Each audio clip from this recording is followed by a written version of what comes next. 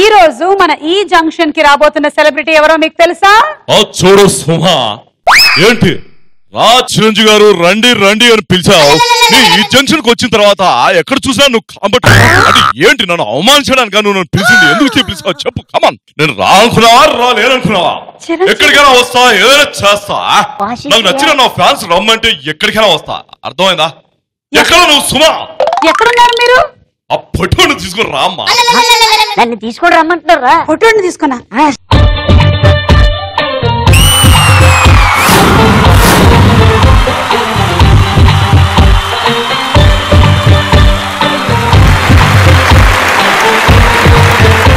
ఈ రోజు ఈ జంక్షన్ కి వచ్చిన మీ అందరికి స్వాగతం సుస్వాగతం.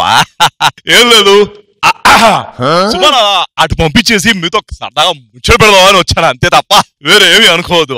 ఏడే బాగున్నారా? అబ్బా సరిపోలే. బాగున్నారా బాగున్నారా? అవును, చిరంజీవి గారు ఇటువైపు నుంచే కదా పిలిచారు. తీసుకొని రమ్మని మరీ చెప్పారు కదా. చాలా అభిమానం అదనమాట. సుమగారు అంటే చాలా. వెల్కమ్ టు ఈ జంక్షన్. అబ్బా సరిగ్గా సమయానికి దేవుళ్లాగా కనిపించారండి. ఎవరు వస్తారు ఇవాళ సెలబ్రిటీ అని వెయిట్ చేస్తున్నాం. యాక్చువల్లీ చిరంజీవి గారు వచ్చారండి. మీరా ఇందాక వాయిస్ ఇమిటేట్ చేసింది? వచ్చింది చిరంజీవి గారు కాదా? శివారెడ్డి గారా? శివారెడ్డి గారా? ఓకే, శివారెడ్డి గారే. శివారెడ్డి గారు అంటే మీతో పాటు మీరు చిరంజీవి గారిని, నాగార్జున గారిని, బాలకృష్ణ గారిని, నారాయణమూర్తి గారిని ఎంతమందిని తీసుకొస్తారండి. అందుకని మీరే కరెక్ట్ మా ఈ జంక్షన్ కి. తప్పకుండా. ఓకే, సో శివారెడ్డి గారిని కలిసారా మీరందరూ? హలో చెప్పారా? హలో. మీ అందరిని చూస్తుంటే నా మనసు తరుక్కుపోతుంది. ఏంటి మీరే లేకపోతే నాకు సుర్రు సుమ్మైపోద్ది.